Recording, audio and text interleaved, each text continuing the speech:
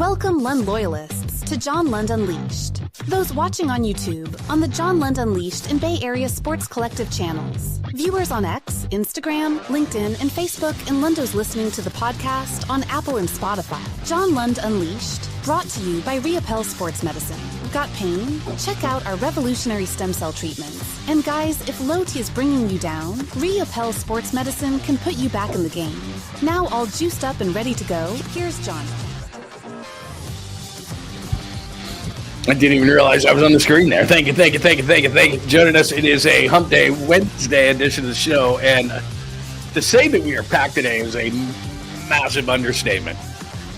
I actually remembered to hit Instagram on time today, so I can say good morning to those on Instagram, on X, at John Lund Radio. Good to see you this morning, because I can see you after all.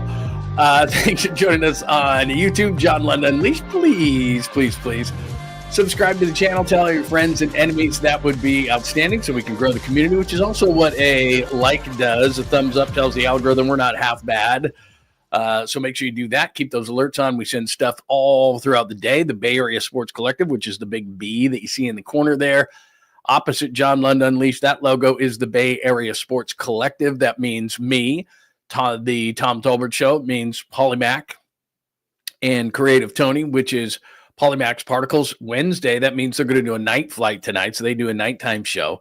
It means Amy G now, of course, the great Amy G, who's doing a great podcast on women in sports media that you need to check out as well. And it means Jeremy Affeldt of the Giants, who as a pitcher is probably none too happy because Landon Roop pitched great again. That's what Landon Roop has done in May, and I'll give you the one highlight of the game for the Giants, and it involved Heliot Ramos, and nothing against him, but he had a couple other opportunities to knock in some runs. He doesn't. Camilo Doval could have given the Giants a big-time lift because, as I've told you before, 4 is the magic number. I feel like I'm on some ABC after-school show. 4 is the magic number, but it is the magic number for the Giants. But last night, they score 2. You're holding your breath. You're hoping they can win a game, a low-scoring game, give the team a boost, and they continue to fall because the offense can't get it done. And in last night's case, rare occasion that the best bullpen in baseball can't get it done with Camilo Doval. And he's always a roller coaster ride, even when he gets it done. But last night he could not. So hopefully he doesn't start into a funk because Ryan Walker's already in a funk. And the best thing about the Giants is the bullpen. So obviously you don't want that going sideways. So good morning, everyone, on a Wednesday edition of the show. I appreciate you hanging out. Quick news. So we'll do the show. It is 9:08 of the a.m. Pacific. If you're watching live, you're watching later, no worries. But I am on with Damon Bruce and the Damon Bruce Experience on the Palouse at 11 a.m. So if you would tune into Damon's show, that would be tremendous. He and I will chop up a lot of different things at 11 o'clock on his channel. So please, and I'll stream it on my channel as well. So you can just hang right here and chill out here as well. Whichever you like is just fine. Thank you very much. But we'll do that at 11 Pacific. So do, I don't know, however long this takes, and then maybe take a 10-minute break, get a little bit of water, and go from there. But anyway, it is great to have you in. Before we say roll call today, we always look at the chalkboard first to start the show. Episode 157, Doval blows it. Offense is offensive again. When BRYCE, that's the big story today. You'll hear from Buster Posey on BRYCE before the season started and what he said yesterday. Huff explained. Now you're like, Bryce Huff, dude, you've done so much Bryce Huff. Please don't Bryce Huff. No. You're not one of those 49ers guys that just makes stuff up to have a story. Vic Fangio spoke yesterday at Eagles OTAs and had an explanation on why he thought Bryce Huff didn't fit with the Eagles. He's the defensive coordinator. He might know. You might know him from the 49ers, of course. And he brought up something I did not know, and I have not heard any of the 49ers aggregators bring it up, although they'll act like, because there's some like this, that they knew it the whole time, even though they didn't know it. I don't mean to get into those kind of wars, fights, whatever. I really don't care. But I haven't heard this, and Vic Fangio talked about it, and it's one of the reasons why. It was the reason why it didn't work out in Philadelphia, so I'll play that for you. BA weirdness. We'll get into that at some point. We have a philosophy, and I've heard lots of people say it, and they say it in different ways, different phrases. My favorite is talent versus tolerance. At some point, your talent isn't good enough, and the team will no longer tolerate you. BA's not at that point because of salary or because of money, but he better, when he gets back play his ass off because he's becoming a pain in the ass. We'll explain. Pod's next career. My goodness, man. This is why beyond the physical play on the court, I'm sure when the Warriors talked to Brandon Podziemski about basketball and he spit out things like you're going to hear when he was on the 𝐾𝐨𝐬𝐫𝐷s podcast, it's impressive when you can sit down with a guy and they can be really good on the board and know the game. That's the kind of players you want. So one of the reasons why Pods was drafted where he was drafted, he's like, who's this guy at Santa Clara with the weird hair, Sideshow Bob? You'll see why. Kevin Durant, I did a short on him yesterday, and I got some thoughts on that. Oh, Tibbs, Tom Thibodeau gets fired by the Knicks. I don't know why anybody's surprised by that. There's a Doris Burke story out. Stephen A's taking over the world. I'll explain. Random things happen throughout the show. If you're new around here or watching on another platform and you just fell into the John Lund experience and the John Lund Show and John Lund Unleashed, and you're like, what the hell's that, bro? You'll see. Just stay around. And remember, yesterday I was talking about the at the end there, Caboose Pistol, the sweet, clean, family-friendly Caboose Pistol, which ends every John Lund Unleashed. So, remember yesterday we were talking about the flight attendant. I was trying to think of the word. You don't call them stewardesses. The flight attendant that was on the San Francisco to London flight. I guess the news stories were just late a day. And I do have one. And I just think it's tremendous when news anchors have to read stuff like this because it's uncomfortable for them. So that's my favorite part is, yeah, I can give you the story and it can be funny. And I know how to tell a story and all those kind of things. But it's just much funnier when news anchors have to tell these kind of stories about a naked flight attendant that's all coked up. And anyway, you'll get that to end the show. So anyway, good morning to everybody. Let me say good morning to everyone. And then we'll get things going. John Joseph. Naomi is here, Catalina. And I did get was it a private message? I am working on that. I don't block anybody ever.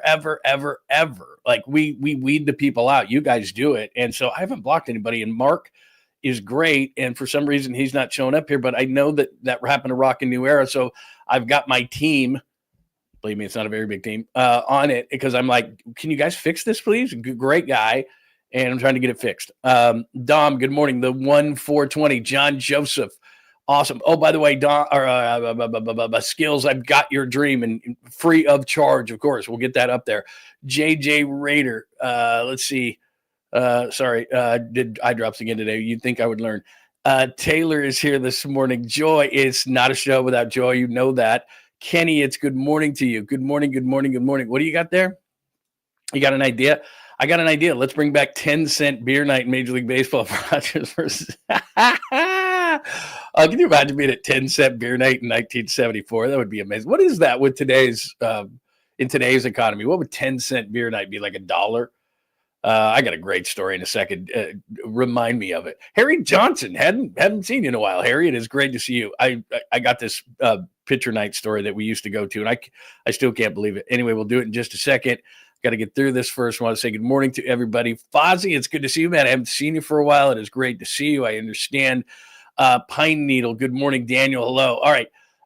Real quick before we get to everything, because there is so much to get to, and I got a deadline today because I want to be out of here in about an hour and a half because I want to get a quick break before I go on with Damon at 11 o'clock. But so when we were going to college, and this is why it took me so long, and the grades were not so great, and we had different places that we would go for different nights. So, it was like, study night. I never took early classes. Monday was a certain thing. Tuesday was a place called The Factory. It was a pizza place.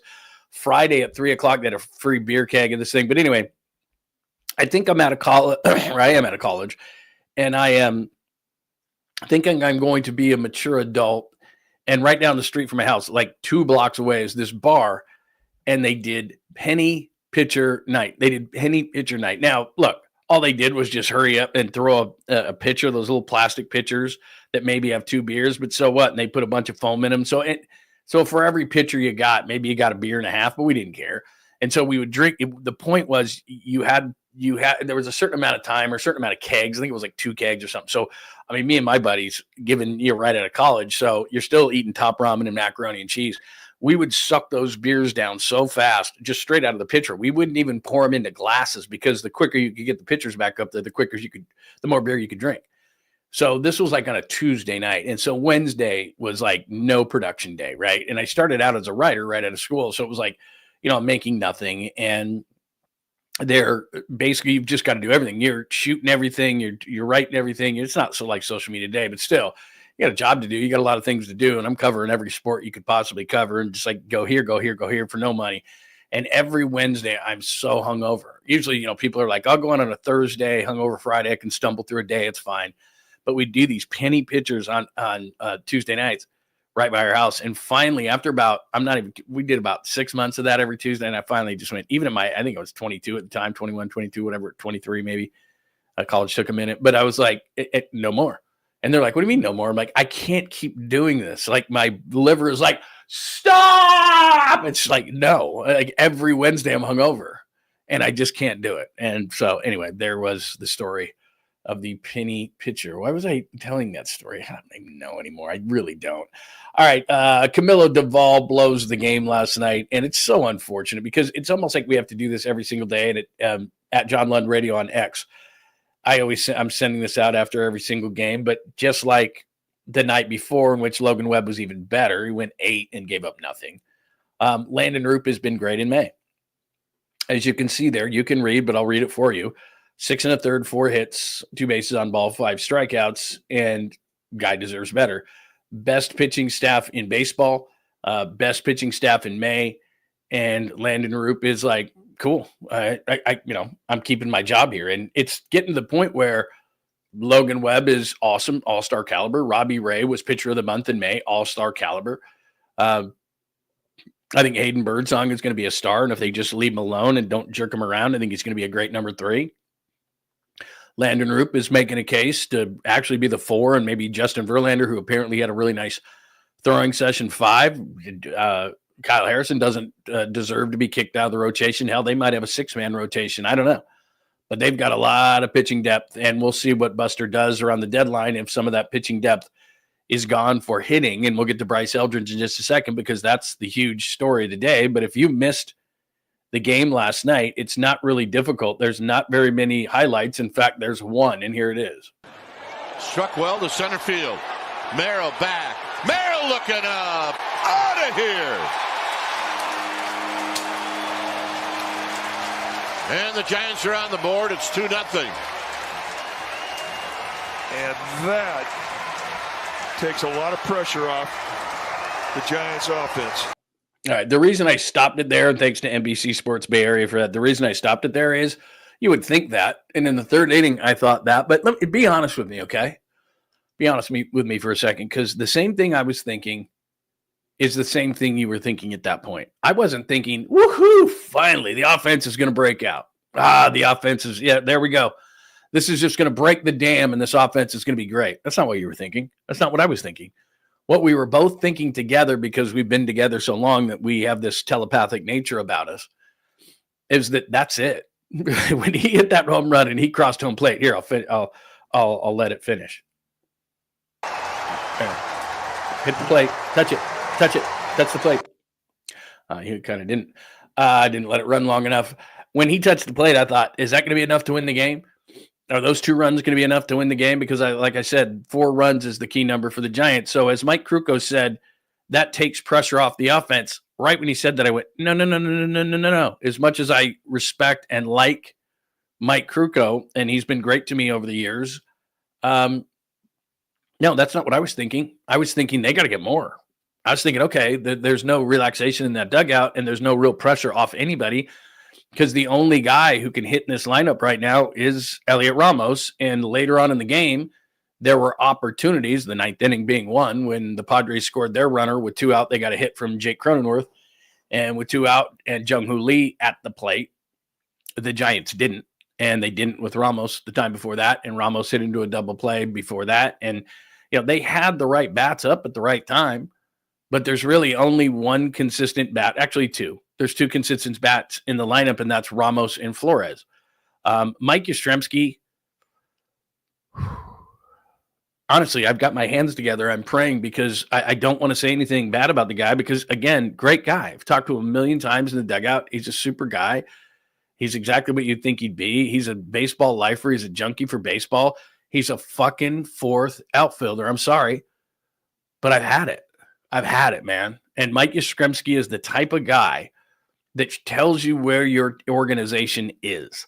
The fact that he's been able to maintain his position in right field for the Giants for as long as he has. Basically, he had a great first year, maybe great couple of years. I'm not looking at his number. And then it's just kind of been this roller coaster ride of Mike Yastrzemski. And he started out hot, and he was one of the positive bats, but you knew what was going to happen. He was going to hit a wall. What is he, 3 for his last 44, whatever the hell it is, and having bad at bats again? And it's not his fault. It's our fault. It's the front office's fault. It's not my fault, not your fault. But we got expectations. We're like, maybe this guy can hit. He is what he is. What is he now, 33, 34, wwhatever the hell he is? Like, he's not changing. We think he's young because he came over here late. He came over, he was like 30. Like, I don't dislike Mike Yastrzemski, and he's a great guy. I don't want to rip the guy, but he's a fourth outfielder. He's a really good defensive right fielder. He can play any of the outfield spots. He's very capable in center field. He's Gold Glove in right. I like the guy, but it's kind of like Patrick Bailey. How many of those guys can you have? Okay, you're going to have Patrick Bailey in the lineup. It's just going to happen. But okay, first base is atrocious. Second base, there's no power from Tyler Fitzgerald. Where to go? Willy Adames, we've talked about. Chapman is Chapman. Ramos is good. Lee is falling off. He had a great start. He's falling off. He's okay. He's above average defensively, but that's kind of what they have. And now Mike Yastrzemski becomes this hole in right field. So the whole right side, right field, first base, catcher down that whole line, you get nothing from these guys right now. So that's why the offense is struggling, because the Giants thought, well, we're going to just put the same guy out there in right field, and he's going to be the same. He's a fourth outfielder, man. Like late in spring, when the Cubs made the Kyle Tucker trade, and I guess the Giants were in on that, but when the Cubs made the Kyle Tucker trade, and by the way, the Cubs and the Dodgers are fighting for the best offense in the league, there were rumors that 𝐬𝐮𝐬𝐫𝐿 was possibly available. And that's where having zero pipeline to Japan really hurts the Giants. They have the proximity. We have the population. We have all these positive things in which the Giants should have. I'm not on the Giants. That the Giants should have this great pipeline to Japan, and a guy like 𝐬𝐮𝐬𝐫𝐿 would want to play here. He'd be comfortable here. And the guy's having a hell of a year. If he's not leading the National League in RBIs, he's damn close. So anyway, and he's a right fielder now. He's a DH for the Cubs, but he's not a bad outfielder. So that's what I'm saying is like, I like Buster Posey, and I'm not ripping Buster Posey for this. This is his first year on the job, so we'll see what he can do at the deadline. I'm going to get into Bryce Eldridge, like I said, in a second. But they went into the season knowing this, that Mike Yastrzemski's a fourth outfielder, and he can be very streaky, and he can at times be really, really good. And he's had some big hits as a Giant. There's no doubt. He's a fourth outfielder, and they knew it, and they stayed with it. They knew Lamont Wade Jr. Now, they didn't think he was going to hit 167, but they knew that was a traditional power position, and he wasn't going to do it. And they knew that Bryce Eldridge wasn't quite ready. He's 20. We'll get into it in a second. So there was this gap, and it was like, we're cool with Lamont Wade. We're cool with Mike Yastrzemski. Tyler Fitzgerald showed enough. If, remember all those ifs I told you about before the season? If this, if that. Okay, of the ifs, and Willy Adames wasn't supposed to be an if. Patrick Bailey's offense hasn't come around. Obviously, Lamont Wade Jr. is atrocious. Tyler Fitzgerald has somehow lost his power. Ramos is the only if offensively that has come through for the Giants. I didn't even make Wilmer Flores an if. I thought he was done. So give Wilmer Flores a ton of credit. But I keep saying this is a broken record every single day. The pitching is too good to have the hitting be this bad. And Buster Posey said with the media yesterday, and it was just the written media, so there's no video of it, which is weird because if you're in the written media, you should still be doing video, but whatever. Maybe he said no video, but he essentially said that, it's too early to trade. No, it's not. It's not. But the thing he doesn't want to do is he doesn't want to screw up and have a Zach Wheeler situation in which he trades away a great young arm for a questionable bat. And like I said, there's only 6 teams at this point that are out of it. We went through it yesterday, teams like the Marlins and the White Sox and and obviously the Rockies and so forth. And I went through the rosters, and basically there's the Ryan Mountcastles of the world. And Buster Posey, and I get it, doesn't want to give up Kyle Harrison for Ryan Mountcastle. Totally understand that. Which leads us into, and by the way, DUVAL last night, did I play Bob Melvin? Here's, let me play a little Bob Melvin. This is Bob Melvin's thoughts on Camilo DUVAL. The couple walks. So, look, we feel great every time he's in the game, and he's had quite a run. We shut them down for 8 innings. They score 2 in the ninth. Ball off the end of the bat. It's a hit, but a good at bat by Manny. So it's the walks, I think, that got him the most.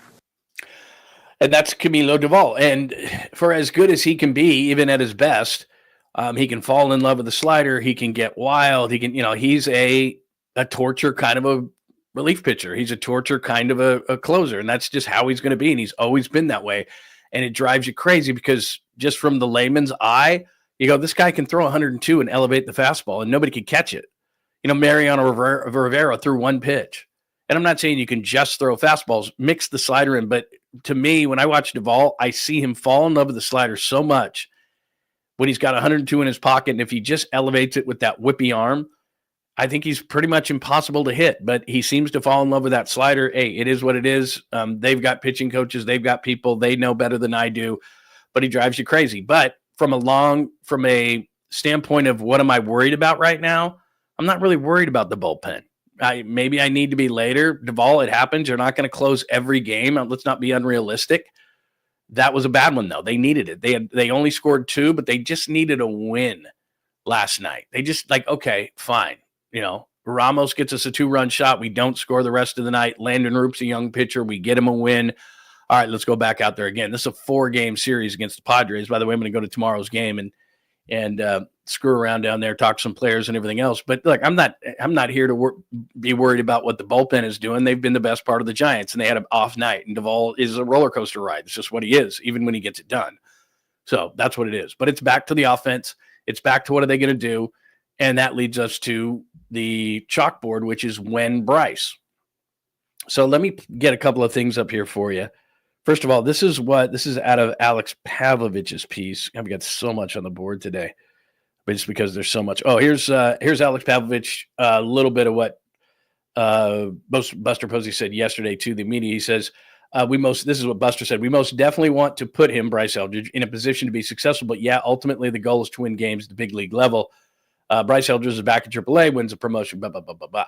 Okay, the reason why I wanted to put that on the board is what Buster Posey is saying here is we're desperate.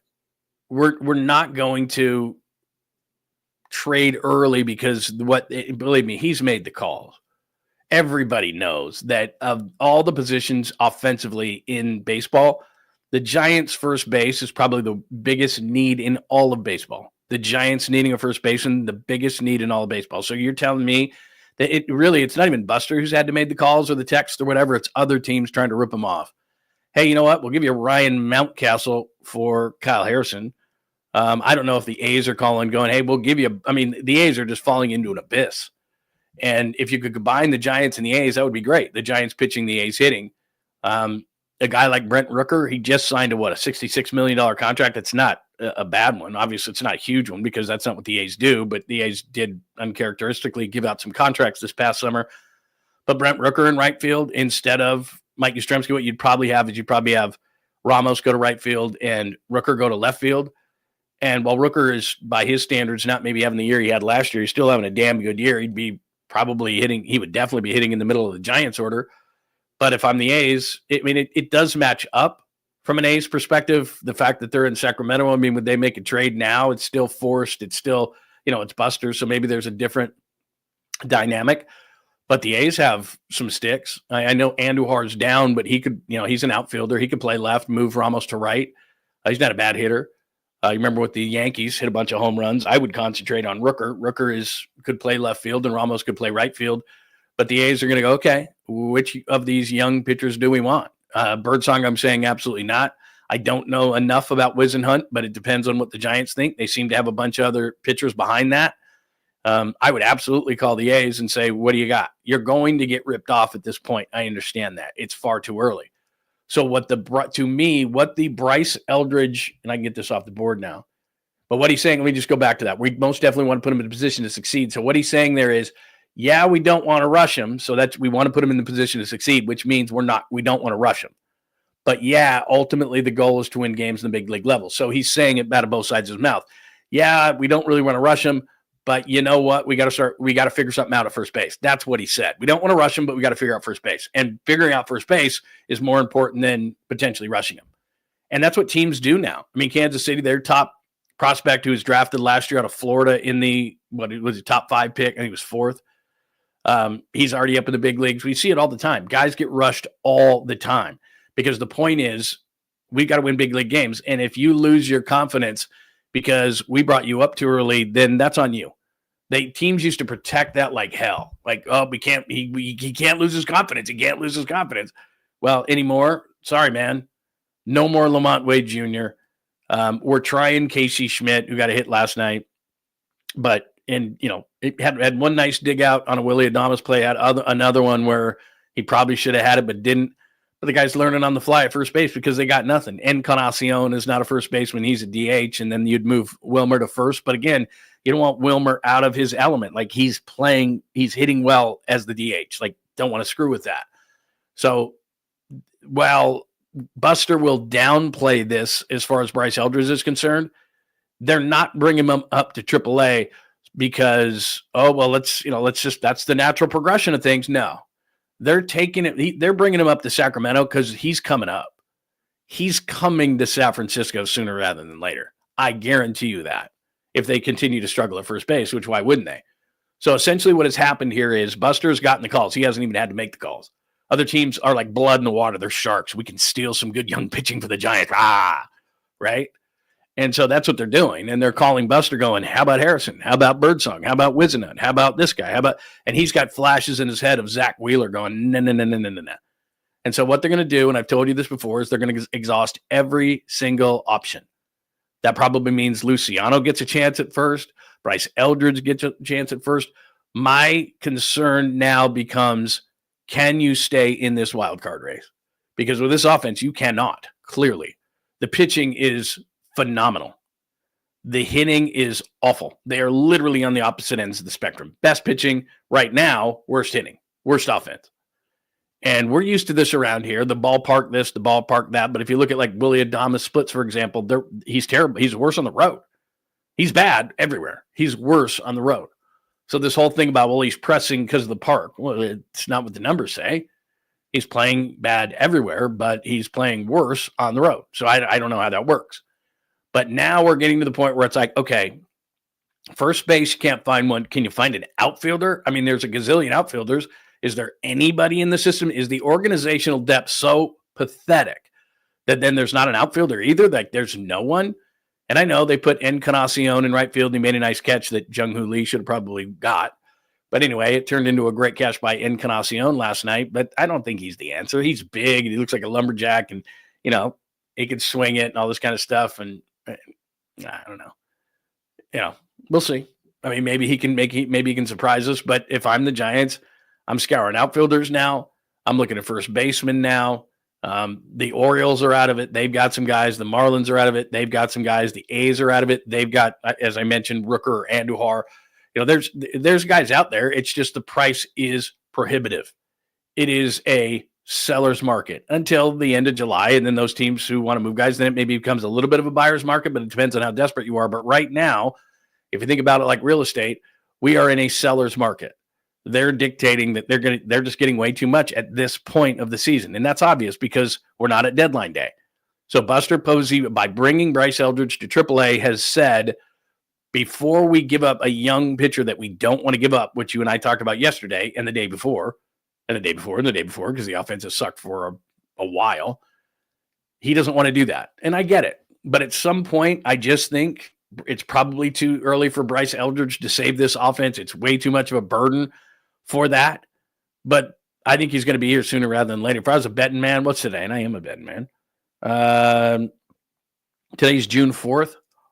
If this continues, I don't know, Bryce Eldridge is probably here by July 1st because the deadline is the 31st. And he's watching this team in the standings go like this. And he's going, okay, Bryce Eldridge, being brought up the right way, the offense continuing to suck. Which is it?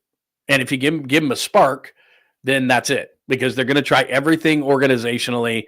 When they exhaust that, then they'll go outside of the organization. But right now, they need a right fielder and a first baseman. They need offense from a right fielder and a first baseman. They cannot continue this. And it's their own fault. Thinking that Lamont Wade Jr. was going to turn into something he's not while waiting for Bryce Eldridge was an error. throwing Mike Yastrzemski out in right field again when he's a fourth outfielder and a really nice defender and a great guy, but a fourth outfielder nonetheless was their fault. And we talked about this before the season. What if? They had too many. They had too many offensively. And the pitching's not going to blow up yet, but at some point, Landon Roop sitting there last night going, damn. And Logan Webb the night before, damn. And I know Duvall blew it last night. I get it. But nobody's going up to Camilo Duvall or anybody in the bullpen going, damn you guys, because they've saved their ass a ton this year. So anyway. Oh, let me play this for you. This is good. Let's see. Here is Buster. This is Buster Posey before the season. I was going to post this, and then I didn't get around to it, so I'll post it a little bit later today. But here, I'll play it for you here. Here is this is before the season. Buster Posey on Bryce Eldridge. You know, he's just one of those guys that's just constantly hungry and looking to improve and get better because he's off to a great start. But as he'll see, you know, as time goes on, you know, you've got to have the mindset that you never arrive, no matter what type of year you have, what type of, you know, month that you have. You just have to keep on pushing and hopefully, you know, if he does that, I think he has the skill set to be a really great player. Ops and goal. All right, so there you go. There is Buster Posey on Bryce Eldridge. Buster Posey talked about Bryce Eldridge, and just basically the big quote yesterday, I think, was essentially, we want to bring him up the right way. We don't want to rush him up. But on the other hand, it's about winning games. We most definitely want to put him in a position to succeed, which means don't rush him. But yeah, ultimately the goal is to win games at a big league level. So the way this offense sucks, we're going to have to rush him. I mean, that's essentially what that quote is, and that's the best quote. So that's Alex Pavlovich's piece. Please continue to read him. So there we are. That's where we are on episode 157. Duvall blows it last night. I'm not pissed about that. Offensive one highlight. That was the 2-run homer by Ramos, and Mike Krukow saying, that takes the pressure off the offense. I don't know what you thought, but I thought, well, that's all they're going to get tonight. So let's see if we can hold up. When Bryce, we just talked about that. Buster on Bryce, we just did that. And we're going to move on to the 49ers in just a second because there is Bryce Huff. Speaking of Bryce, but Bryce Huff. There is Bryce Huff stuff to talk about. And I'm not just doing this. Don't tease me like that. Don't tease me and tell me that Lamont Wade Jr. has been DFA'd. Don't tease me like that. Let's see here. Anything else on the Giants? And then I'll move on to because I got something for you. And this isn't just, hey, let's try to find something else. Let's see. Yeah, this Mark situation, we got to get that figured out, man. Because we can't see him. It's so weird, but I'll get it figured out because, like I said, I have a team and they told me that nobody's blocked. So I don't know what's going on there, but we'll figure that out. All right, let me get to Wade has been DFA'd. Are you guys messing with me? Because we might have to have a party. Hold on a minute. I love that you guys are on stuff because I'm just yip-yapping and I'm not staying up on things. On the radio, I used to be, oh my God, you're right. Alex Pavlovich, big roster shakeup. Lamont Wade Jr., Sam Huff DFA'd. Christian Koss, Optin. Dominic Smith was signed. He'll be on the wow. Look at that here. Let me do this because I like Susan Susser. I'm going to requote this real quick. Sorry, I got to get this out, man. One second. Hold on, I got to send something out. All right. I'm glad that you're hanging with me. I just got to do this real fast.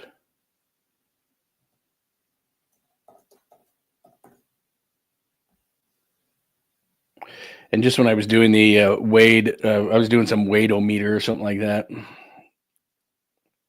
Okay. People are going to think I'm an asshole for doing this, but can't help it. All right, Wade DFA. Okay. All right, there you go. No more Lamont Wade Jr. at bats. Thank you very much, Rockin' New Air, and everybody else who was on top of that. So as you point out, there's somebody else who has this. Yeah, Wade DFA cost optioned and Huff. Yeah, Huff stunk. I mean, just Huff stunk. And I told you this about 2 or 3 days ago. I said, if you're going to have Patrick Bailey as your main catcher, then you got to go find an offensive backup. Oh, Joey Bart. You got to find an offensive backup catcher so that on those certain days you're giving him off. But okay, you're going to sacrifice some defense, but at least you got to get a stick in there. And Sam Huff stinks. I mean, just stinks. I don't know why the Giants have such trouble in getting backup catchers, but they do. And whether it's Tom Murphy getting hurt or whatever. In fact, when was the last good backup catcher they had? Stephen Vogt? Nick Hundley? I mean, my God. Just brutal. So anyway, people are going to be mad that I did that, but I don't care. I'm just not. The Lamont Wade Jr. thing just drove me crazy, and they just waited too long. I mean, let's be honest. They just waited too long. I mean, we're over a third of the way into the season. I'm glad that it happened. I'm not glad for the person. Nobody likes getting fired, and that's essentially what they did. They just fired Lamont Wade Jr., and somebody will pick him up. But here's where I think the Giants dropped the ball on Lamont Wade Jr. Let's just go back, and then I'll get to the Huff stuff. This is where they dropped the ball on Lamont Wade Jr. organizationally, which is, I told you this bruise on the hand that he's got contusion.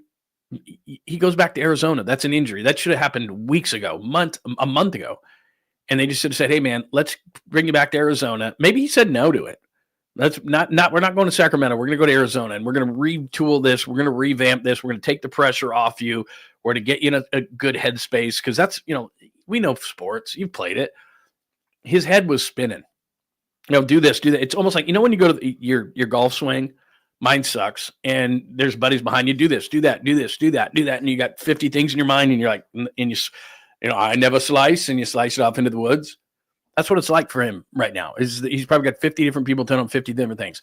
Go to Arizona. Oh, I got a bad hand bruise. Go to Arizona. Go on the injured list. Go there for a couple of weeks. Chill out a little bit. Hear a different voice. I mean, that's what it is. And they never did that. And so while Lamont Wade Jr. deserves the majority of the blame for his own performance, the Giants are not blameless here because he's sucked all season long and they did nothing. Do it again, do it again, do it again. You're just banging your head against the wall and expecting a different result from this guy? It's not going to happen. I've been telling you that for weeks. Like, it's not going to happen unless you do something drastic. DFA, that's drastic. But if you wanted to keep the guy on the roster, and I know he's out of options, so maybe he just said, no, I'm not going to do that. And we'll find that out. But it should have been like, look, dude, you're killing us here at first base. We're going to have to do something here. So you need to go down and you need to get your head right. And he's like, no. Maybe that happened. But Lamont Wade Jr. has been DFA'd. So has Sam Huff. Christian Koss has been optioned. That's the other thing I was thinking about last night. How far has Brent Wisely fallen that Christian Koss was ahead of him in the pecking order? Like, what happened to the organizational depth here? Unbelievable. I mean, I think the other day I was reading something on ESPN that their farm system is 29th. How can that be? How can the Dodgers, who trade every single year and get players and rentals and all this kind of stuff, their farm system is first in baseball. You can bitch and moan and how much they spend and they outspend and they do this and they can have anybody they want. No. Their farm system is number one, their farm system. And the Giants is 29th. Like, what's going on here? What's happening? I'm telling you, the Dodgers have the pipeline. They have a Japanese pipeline. They do great with international players. They draft well. They do all these different things. They outspend everybody. I get it.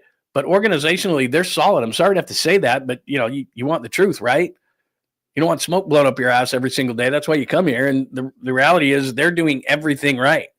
And he even tried to steal one of their guys in Farhan, and I think he was a double secret agent and screwed up because he was like, we're going to fix the farm system. Okay, well, you left and it's 29th. That's not Buster's fault. It's brutal.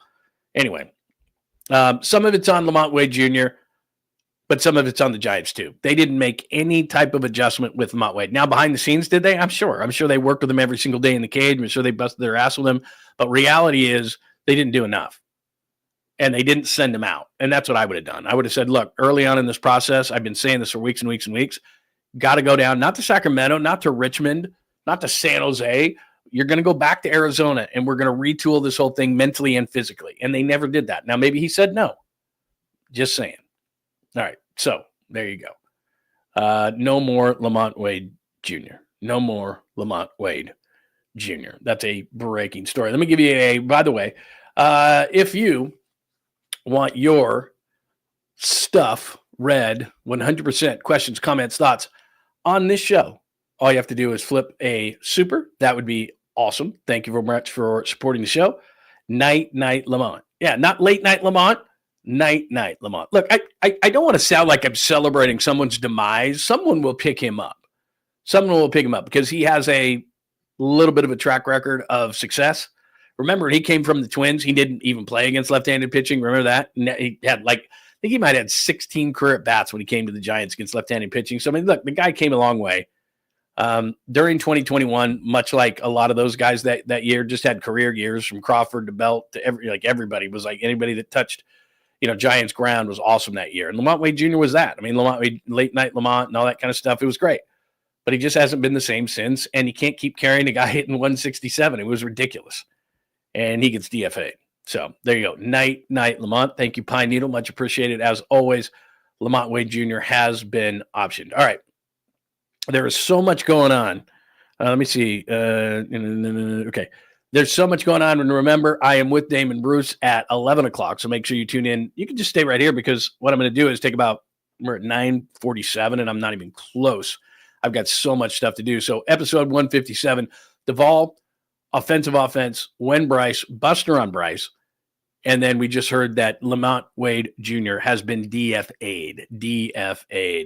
So we'll see how that goes. And let's move on. I think I've exhausted all of my stuff as far as baseball is concerned. Let me just double check. Yeah. All right, let me do this. We're at the point of the show where it says HUFF Explained. By the way, please make sure if you are new, you're watching on X at John Lund Radio. You're watching on Instagram at John Lund Radio, Bay Area Sports Collective on YouTube, and John Lund Unleashed on YouTube or LinkedIn. You're hanging out on LinkedIn today. Please make sure that you subscribe to the channel, John Lund Unleashed. Please make sure you hit us with a like. That would be amazing. Please, if you'd hit us with the like, that would be absolutely great. And keep those alerts on because we throw stuff on all throughout the day, including Damon Bruce at 11 o'clock. So I'll jump on Damon's show and we'll talk all about Lamont Wade Jr., I'm sure, and other things at 11 o'clock. So please make sure that you are here. I'm going to hit this HUFF thing one more time, but a lot of people are jumping in because of the Lamont Wade Jr. news. So let me just say that one more time. And if you've already heard what I said, I'm sorry. But Lamont Wade Jr. has been DFA'd. Sam Huff has been DFA'd. Christian Koss, we hardly knew ye, has been optioned. We'll see what that means as far as other moves are concerned. It's incredibly overdue on Lamont Wade Jr. I don't know why they were so patient. It's this offense of woes, and I say this all the time. I said it yesterday. Players play, coaches coach. President of baseball operations, Buster Posey, they manage, they oversee, and so it's on the players ultimately. But this offensive, I don't know, what do you want to call it? Ineptitude that the Giants are facing right now with this staff. And I think they've gotten to the point. This is what's obvious about today or the last couple of days now is DFA'd Lamont Wade Jr. Bring in Bryce Huff. Dude, they're starting to do the major moves. Is it too late? That would be my question. We are more than a third of the way into the season. Why were you so patient? Why are you so patient with Lamont Wade Jr.? I don't get it. Like I said, I joked, does he have naked pictures of someone within the organization and he gets to stay? They would never have been this patient with a young player. The Giants haven't been. Luis Matos. Like right now, Mike Yastrzemski is in such a bad funk as he often gets. What I would do is I'd move Ramos to right, and I would just tell Luis Matos, who I think has better offensive upside than Mike Yastrzemski, I'd just say, you're a left fielder, man. You're our left fielder. Don't look over your shoulder because this is what happens with young players and why they lose confidence. You see it with Kuminga all the time with the Warriors. Looks over, screws up, misses defensive assignment, guy cuts behind him or whatever. He looks over, it's Kerr. Am I getting pulled? You can't be an effective player that way. You just tell him, look, dude, you're our left fielder. Go kick ass. Just be our left fielder. You got to find out whether this guy can play or not. Ramos can play right field. He's fine. He's not a center fielder. Mike Yastrzemski is a great right fielder, but right now your desperation for offense, if you're going to stay within the organization, okay, Bryce, to me, if they don't do anything by July 1st and Bryce Eldridge plays well down at Sacramento, doesn't have to knock the cover off the ball, just plays well and looks comfortable, he's going to be the Giants' first baseman by July 1st. I think that you just go, you know what? And look, I've said this. I think Matos might be a 4A player, but I don't know. So put him in left, put Ramos in right. Like, let's go. You're more than a third of the way into the season. The division is already the Dodgers. How are you going to hang in the wild card race? You can't with this offense. And it's embarrassing that this pitching is so good that you're going to waste it. Seattle had the best pitching staff in baseball last year. Where'd they go? Not to the playoffs. You want to be that? I get it. You don't want to lose any of these top-end young guys. No Birdsong, Harrison, 𝐬𝐮𝐬𝐜𝐫𝐷𝐿, ROUPP, these guys. I get it, man. But you have an excess of pitching and you have a lack of hitting. Has it ever been more obvious for a team that, well, last year's Mariners, but has it ever been more obvious that your pitching is so great and your offense is so bad? And I also understand that you're going to exhaust everything within your organization because you don't want another Zach Wheeler situation. I get it. But have they waited too long? They might have. Because you don't wait a third of the season to do nothing with LaMonte Wade Jr. except for bang your head against the ball. So we can all bitch and moan as much as we want. Oh, my God, late night LaMonte. Oh, he sucks, right? But the Giants didn't do anything about it. They just banged their head against the wall and said, he's going to come out of it. He's going to come out of it. He's going to come out of it. No, he's not. He should have been in Arizona. He should have been working on things. You should have had backup plans. You shouldn't have went into a season with LaMonte Wade Jr. as your bet at first base until Bryce Eldridge was ready and Mike Yastrzemski again in right field. Oh, my God, he's going through a 3 for 44 slump. Who could have saw that coming? That's crazy. Woo, woo, woo. Couldn't see that one. Let's just rely on all these guys to do something different than they've always done. What kind of logic is that? I don't know. And again, it's not on Buster, but he's the president of baseball operations. You can't get everything done. I understand that. Maybe they were in on Kyle Tucker conversations. I don't know. Maybe they tried to get Seiya Suzuki. I don't know. But going into the season, you either get something done or you don't. And we went all over on Farhan about this. Sorry, dude, second place, bridesmaid, doesn't work around here. I don't care if you got second place for Ohtani. I don't care if you got second place for this guy or second place for Bryce Harper or second place for Giancarlo Stanton or second place for Aaron Judge. Second place doesn't matter. Almost. The best baseball team of all time is the players the Giants almost got. So nobody gets credit for second. You don't get credit. Oh, we almost got Aaron Judge. You don't get credit for any of that. So while Buster Posey is learning on the job, he knew damn well what Mike Yastrzemski was going to do this year. And he's doing it. And he knew what LaMonte Wade Jr., now not to this level, but he knew that LaMonte Wade Jr. wasn't the answer at first base, but he thought, God, can we just squeeze enough out until Bryce Eldridge gets here? No, you can't. So I don't know if they went after Pete Alonso in the offseason. I don't know if Spencer Torkelson was available, who's kicking ass for Detroit, but had been a disappointment as the number 1 overall pick and was available apparently in the offseason. You know, look, it's all a crystal ball, and in hindsight's 2020. It's really easy for me to sit in my studio and say all these things. It is. But I'm not supposed to be the professional. Those guys are. In that big booth that they knocked a wall out of, they're supposed to be the geniuses. And they thought this offense was enough to support this pitching staff. And it's not. And so now what they're going to do is they're going to get into desperation mode. They're going to fill these spots with somebody. I don't know if anything like that has happened. Let me see. I don't know if anything has happened. I don't know what the thought is here. Let me just real quick. Let's see. I mean, they're going to bring up young players that, Dominic Smith, a 782 OPS and 8 home runs in AAA with the Yankees for opting out of his deal over the weekend. So there you go. He's a former high first-round pick. So that's what they're doing. I mean, they're just, okay, let's just take a swing of the bat. So this is what's happening. So Dominic Smith has been signed as a free agent. He's a former, I think, first-round pick of the Mets. Am I right on that? Outfielder Daniel Johnson, and catcher Andrew Kinzer selected from AAA. Yeah, that's not going to do it. I mean, it's just, let's be honest, that's not going to do it. It's not. It's okay. They're trying to catch lightning in a bottle. What they're trying to do is, okay, Dominic Smith, right? Okay, you're going to play first base.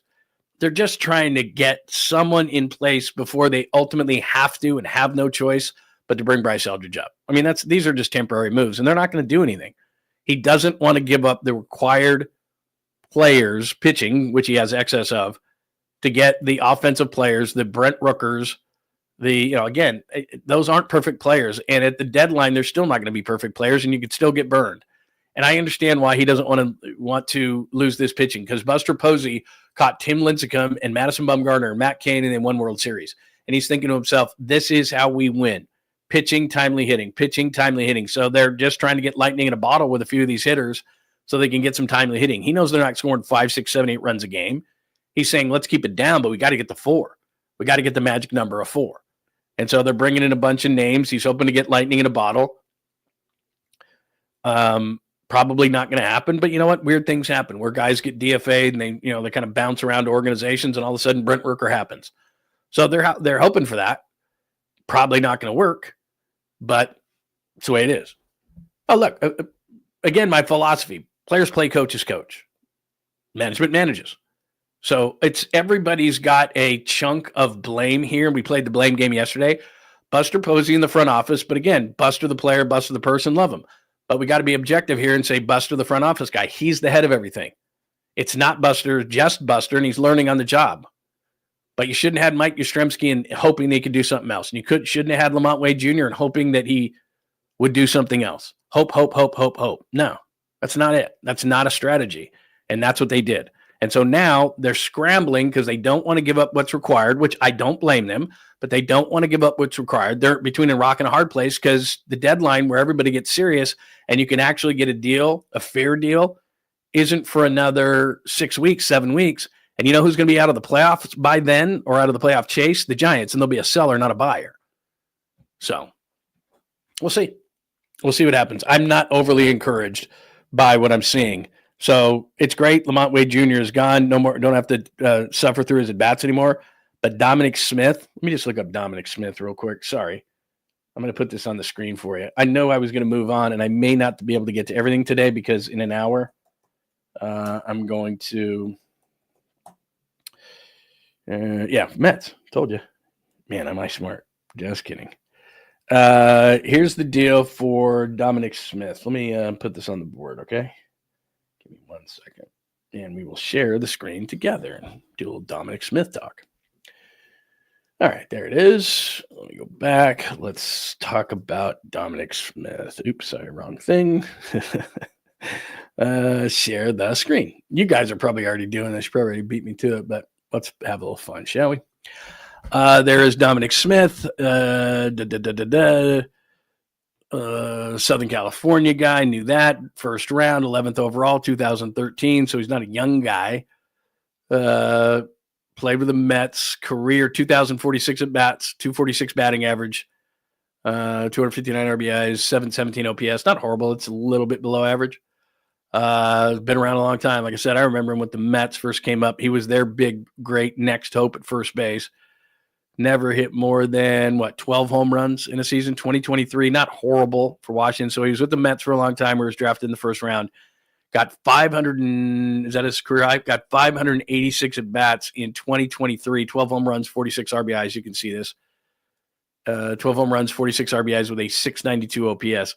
So, I mean, this is the guy that they're relying on to say, hey, maybe this guy can bridge the gap between, at least he's not Lamont Wade Jr. Played last year with Cincinnati. So, I mean, look, Mets, Washington, Boston, Cincinnati, like everybody's going, oh, this guy's a former first-round pick. There's a reason why he was picked. We had him scouted pretty high. Let's see what he can do. And then, you look at his career, and it's a 246 with a 717 OPS with, 64 home runs in 693 games. Like, it's not great. But that's where they are. I mean, they're at the Dom Smith part of this whole thing is let's go get Dom Smith. He was a first-round pick of the Mets 12 years ago. He was supposed to be something. He was their next great this, that, or the other. Has played with a number of different teams. And the Giants are trying to, take a flyer on him because he's having a decent minor league season. So I'm not excited. I mean, is it better than banging your head against the wall because of Lamont Wade Jr. and, how bad he was? Yeah, absolutely. They need change. But Dominic Smith is probably not going to provide that change. But we'll see. I don't want to be a negative person. I want to be a positive person. So go Dom Smith. All right. There's that. Anybody else? Anyone? Bueller? Want to talk more about Dom Smith?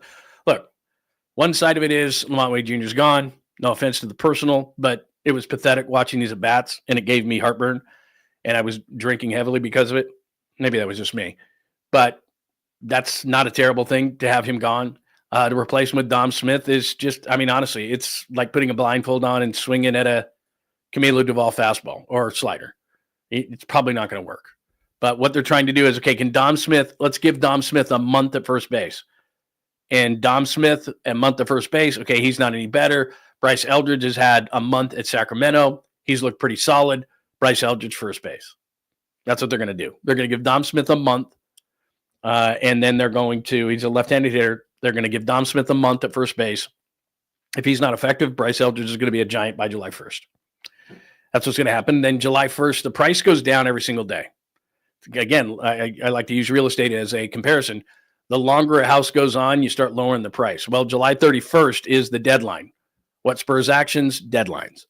But July 1st, you can start really trading. This is too early. I get it. We want Hayden Birdsong. Suck it. Not happening. We want Kyle Harrison. Suck it. Not happening. Although I'll tell you what, for Brent Rooker, you want to give me Rooker to put in left field, and I move Ramos over to right field, and I put Yaz as my fourth outfielder, which is his rightful position. Then if it's Kyle Harrison, I like Kyle Harrison, but he has a 2-pitch mix, and I'm not sure that he's a starter. He was great last Friday, don't get me wrong, but I like Kyle Harrison. And is there the potential that he could turn into the Zach Wheeler? I guess it could. But right now you're so desperate. And this is what, let me just make sure that I get this point across. This is great pitching. You don't get it very often. I know Camilo Doval blew the save last night, but you don't get pitching like this all the time. And bullpens from year to year fluctuate. Look at Camilo Doval last year. Look at Ryan Walker last year. You know, Randy Rodriguez wasn't dominant like this last year. Maybe next year he goes back to not being this dominant. Bullpens are weird year to year, and you just don't know. So, you know, Robbie Ray's getting older. Can he have this year next year? Like, oh, wait, we'll be okay. We'll fix this offense, and then next year we'll have all this great pitching. That's not guaranteed. You have the pitching now. You have a responsibility as an organization to say, we can't waste this great pitching. We've got to get offense now. And like I said, they may have waited too long, but I understand why they're between a rock and a hard place. You don't want to give up Hayden Birdsong. Neither do I. You don't want to give up Kyle Harrison. Neither do I. But in my world, Kyle Harrison for Rooker and maybe something else wouldn't be the worst thing, because do I really think that Dominic Smith, who was a former first-round pick of the Mets, who's bounced and bounced and bounced and bounced, he got a chance in Washington I put that up at the board a second ago. He got a real chance in Washington in 2023. 586 at-bats, 12 home runs, 46 RBIs, hit 254 with a 692 OPS, 717 OPS career, which is below average.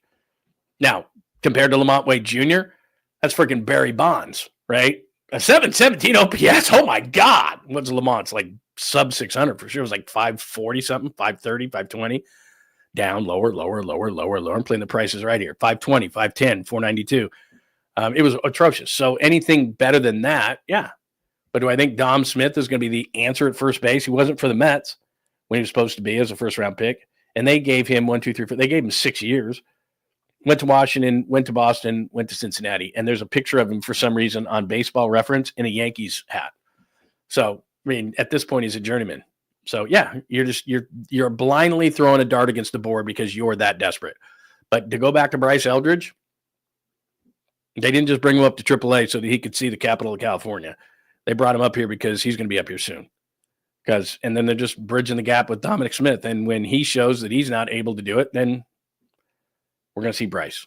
So there you go. That's where they are, trying to keep things within the organization and not lose a pitcher so that they don't have to go through another Zach Wheeler situation. There you go. That's the latest as far as the Giants are concerned.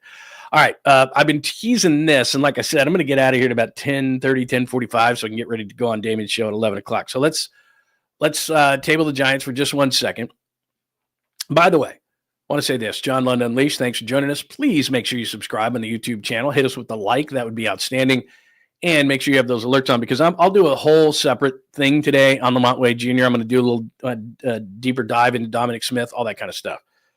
In fact, 2023, Franny. I can call Franny. Ask him about Dominic Smith. In fact, I should do it right now. I should text him.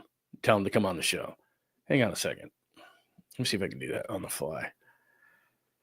Settings. See. Present. Invite. Let's see if I can invite. Copy that. Hold on a second here. I'm going to try something. I'm going to text Franny and say, what do you know about Dominic Smith? And maybe he'll come on. We're just doing this on the fly. All right. Let's see what we can do here. Hang on 1 second. I apologize because I want to know about this guy. Let's see. Hang on 1 second. Start a new one. Franny.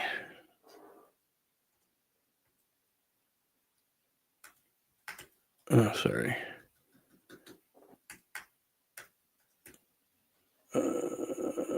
There it is. Okay, let's see if that comes around. All right, let's see if that could happen. That could happen. All right, sorry. All right, let's get back to it. Let's see. What did I just do here? I just kind of screwed everything up. All right, because he had his best season in 2023, and Franny was and still is on the TV team of the Nationals. So I want to ask him what he thinks, and I'm going to text him right now, too, because I'm going to get you some insight here. Hang on 1 second.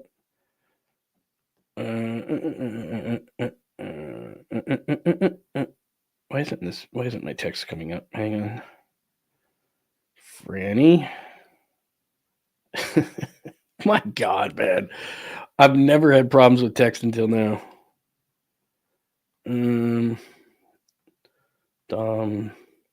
Nick Smith.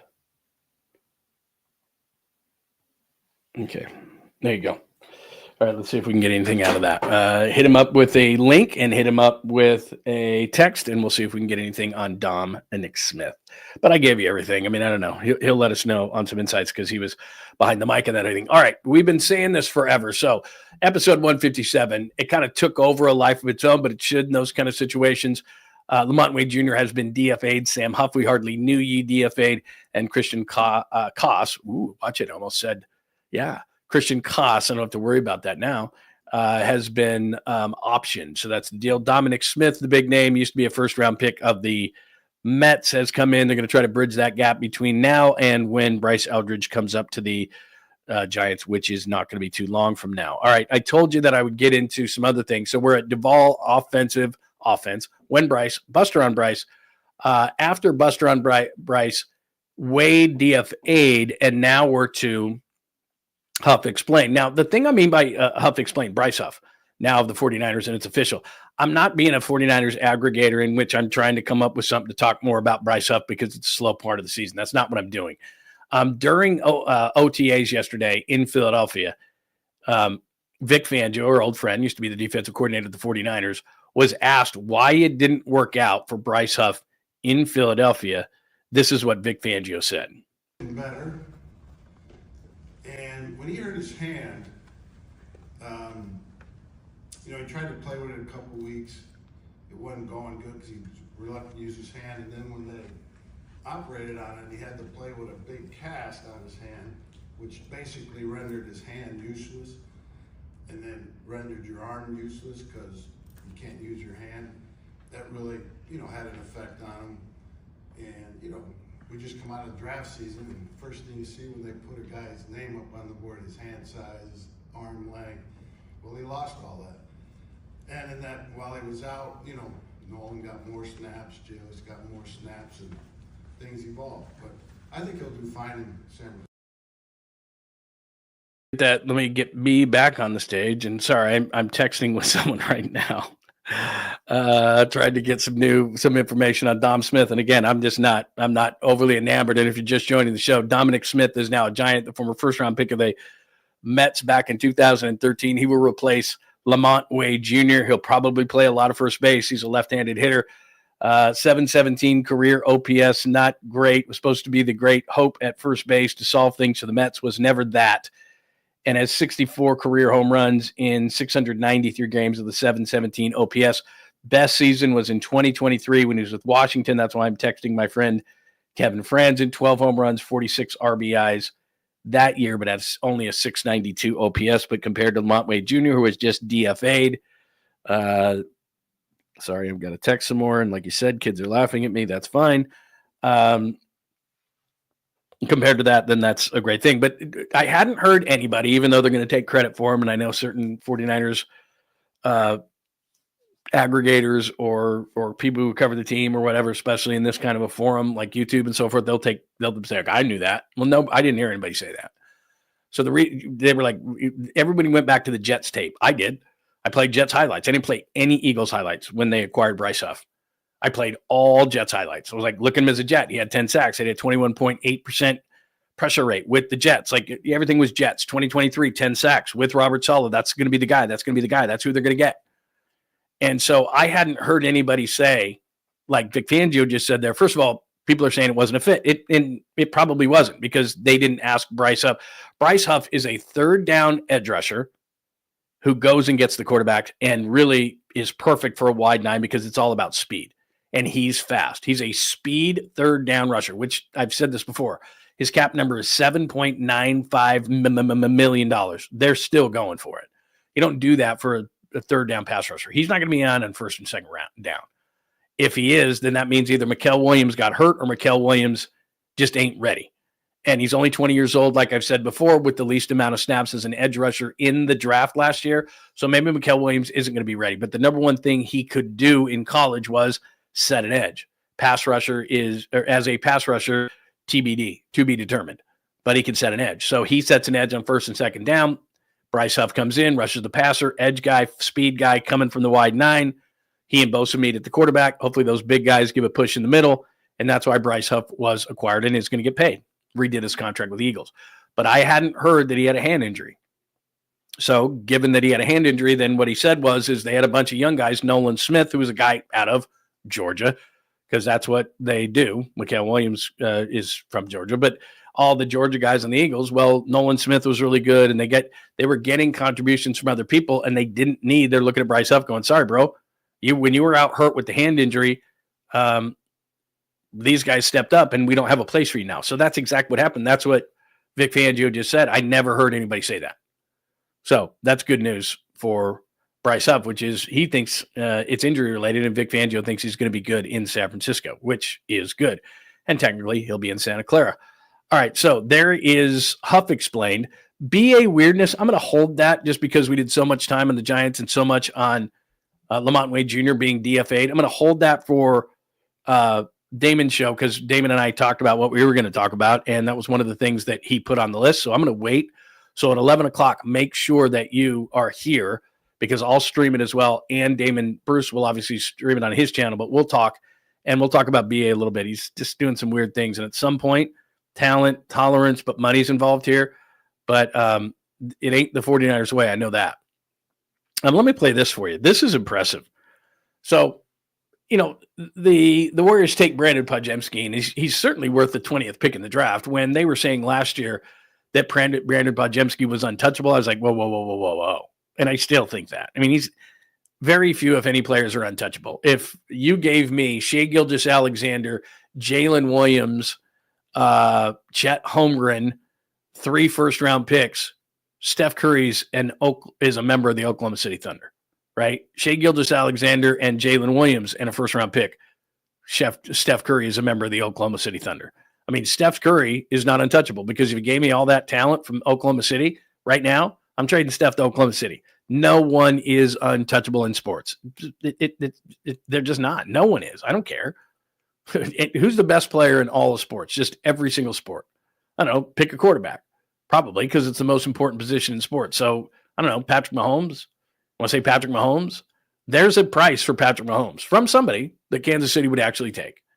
It would be, 10 first-round picks and, whatever. I mean, think about a really, really talented team. Philadelphia. I'll give you Jalen Hurts and Saquon Barkley and Jalen Carter and just keep piling it on. And A.J. Brown and 5 first-round picks. That would probably get you Patrick Mahomes. You get my point?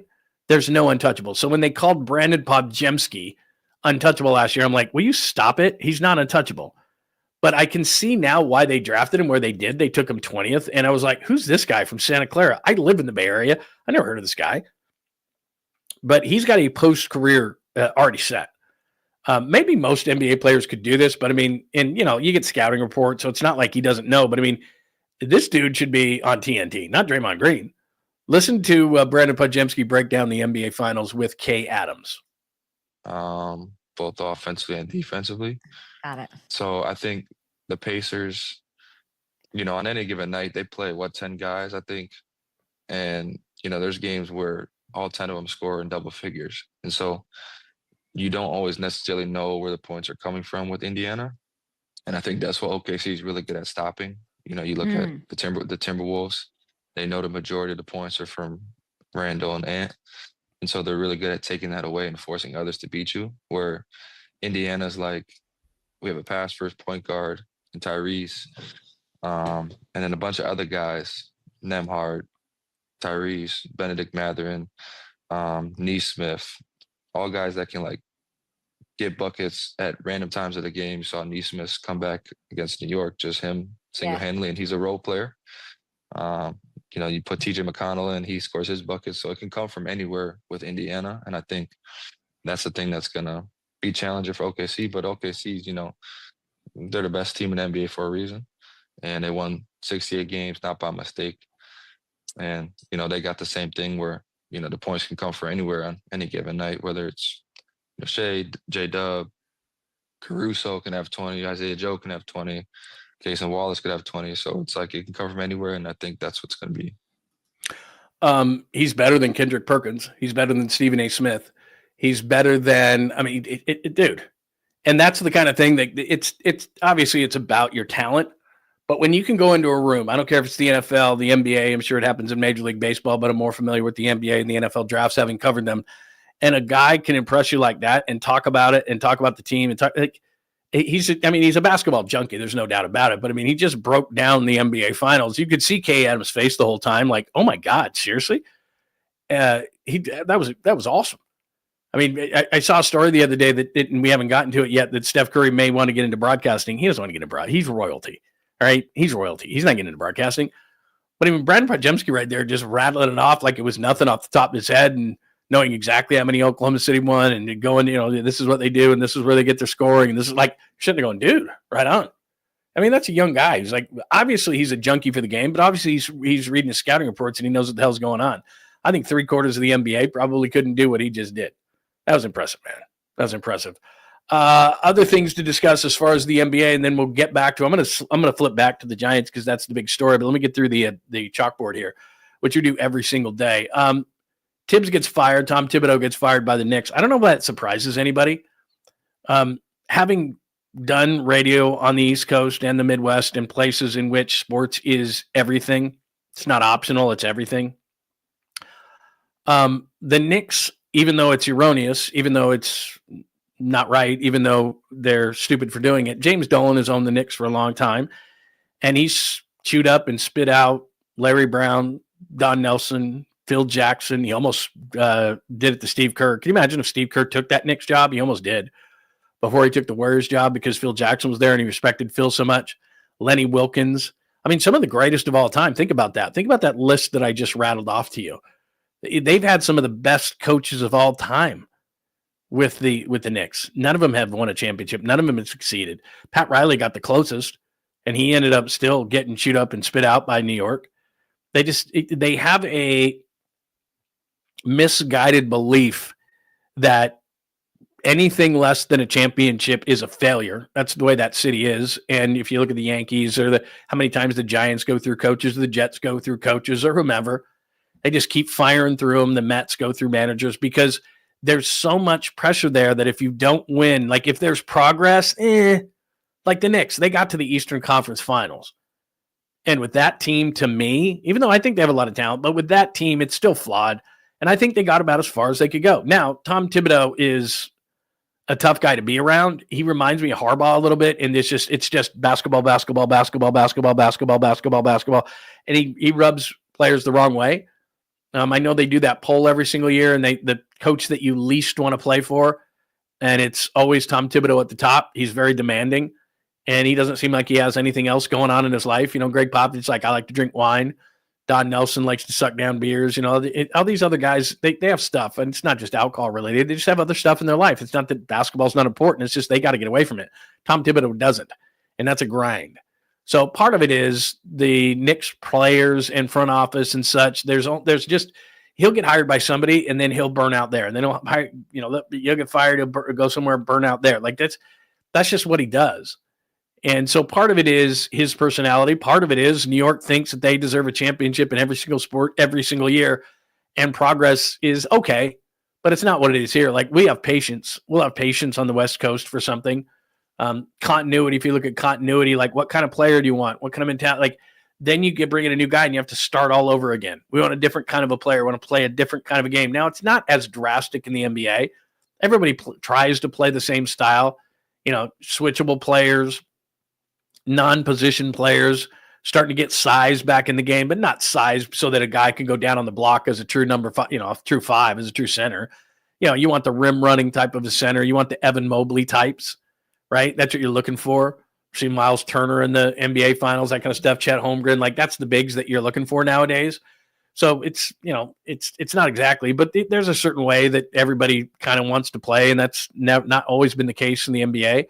So it's not the philosophical change that, say, if you're an NFL coach and you're like, I want to run this offense, run this defense, we got to bring in our guys, and it takes a while, but they get fired 2 years into it.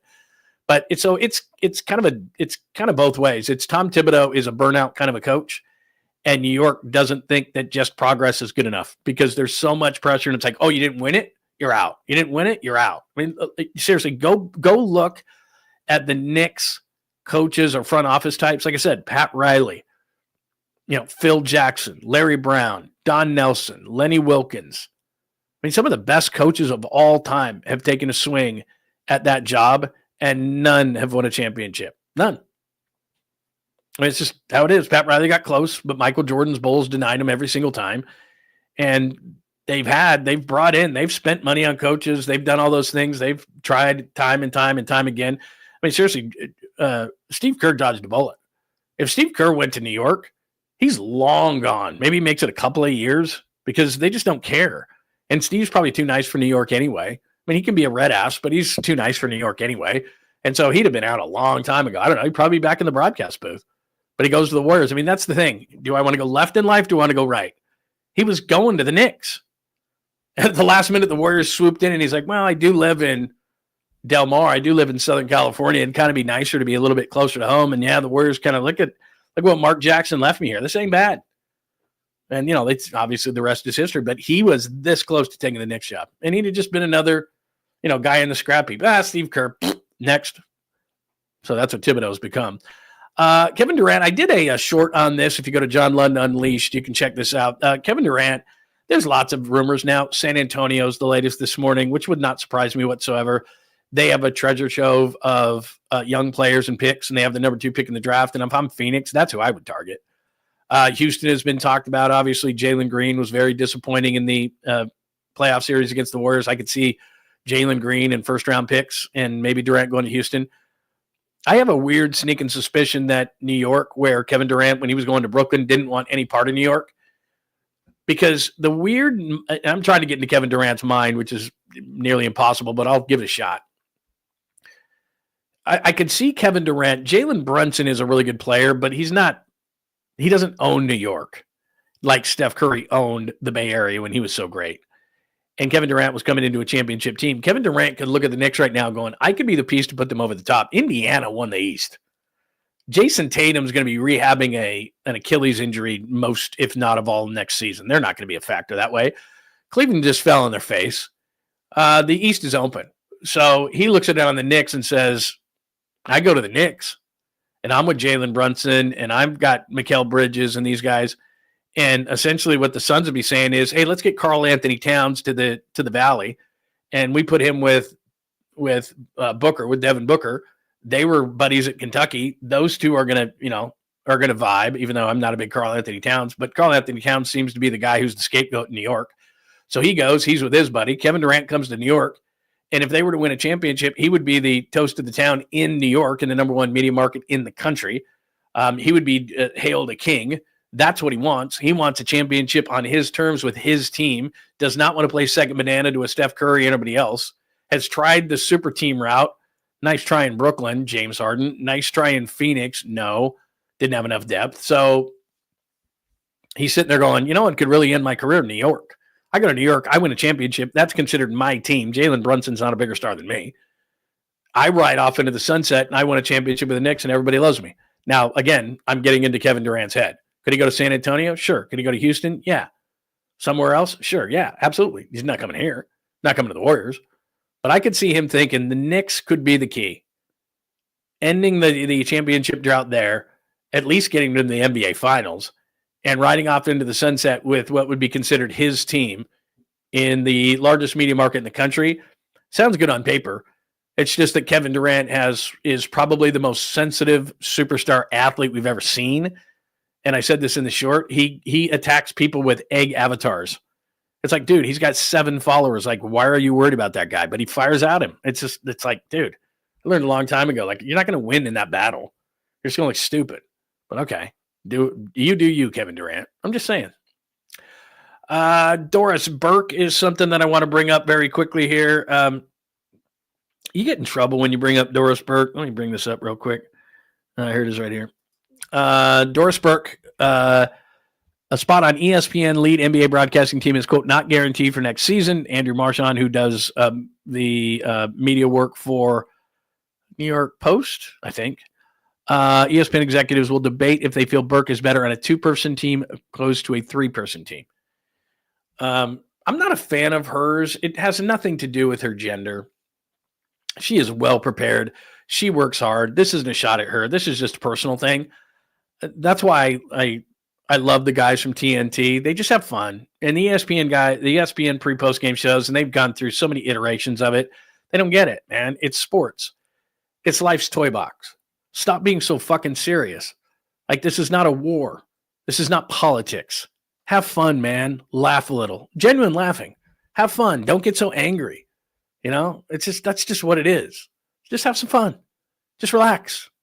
It's basketball. It's the NBA Finals. It's important. It's not war, not politics. You know, it's none of those things. Not death. So not life. Just enjoy it. And she just doesn't have any fun. And maybe part of it is, and I will never be able to get into her head this way. Amy G could probably have an awesome conversation again. She joined joined the Bay Area Sports Collective, and she is awesome. But it's like, look, I've got to prove myself every single day to this male dominated profession, and if I slip up, then I'm going to get criticized. And she's right. Women have to be perfect. Men can screw around. Charles Barkley can get names wrong, and so can Shaq and all these other people, and we just laugh and go, whatever. You know, Screaming A. Smith, Kendrick Perkins can go Moody, bad, and people laugh, and he still has a job. People can be inaccurate nowadays. Doesn't matter. Blow a story, whatever. But women, it's like, she doesn't know. She didn't play. So, I mean, I get it. I get that Doris Burke is like, I have to do this every single day, but she's so damn serious all the time. Why so serious? Just relax, man. Just have fun. Crack some jokes, all those kind of things. And when she does try to have fun and joke, it's awkward.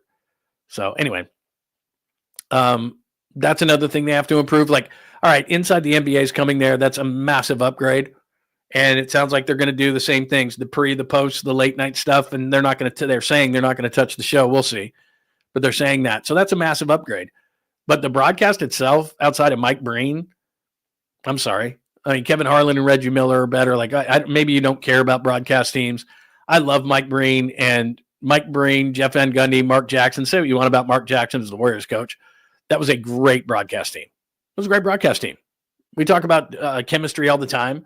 And you know this, personal relationships, you either have chemistry, girlfriend, wife, significant other, boss, friends. It's, there's just a spark there. You know what it is. You can't even really describe it a lot of times. And they had it. And what is it? Richard Jefferson, I think. Is Richard Jefferson there? And I don't care if it was J.J. Redick before. It just didn't work. It doesn't work. And for some reason, ESPN got cheap on that whole thing. And I guess, whatever. But they need new blood on the ESPN broadcast team. And it's nothing against her and her work ethic or her knowledge or anything. She's top notch in that way. I just like people to have a little bit of fun. We're talking about sports. Let's have some fun.